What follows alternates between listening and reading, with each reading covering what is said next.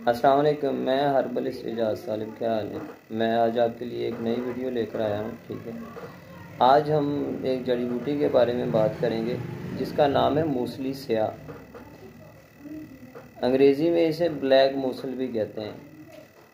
ठीक है, इसका तना बिल्कुल छोटा सा होता है और पाम के पत्तों की तरह इसके जो पत्ते होते हैं ना वो खड़े होते हैं। बाज़ार में मूसली स्याह जो होती है ना, ये छोटे छोटे टुकड़ों में काट के सेल करते हैं पंसारी।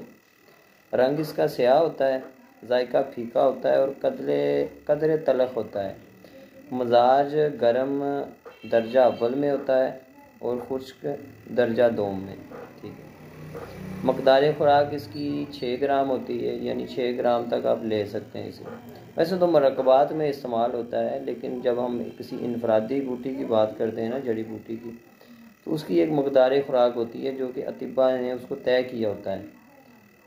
बाकी बार बार पेशाब आना, जरियान वगैरह, इसी तरह ये बदन को मोटा करता है, वज़न बढ़ाता है, यानी जरियान मनी को दूर करता है, मनी को पैदा करता है और मनी को गाढ़ा करता है।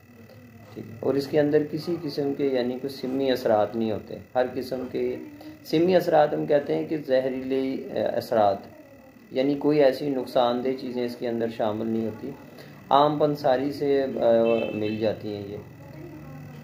बाकी अपना और अपने अहल व अयाल का ख्याल रखें। ठीक है, अल्लाह हाफ़िज़।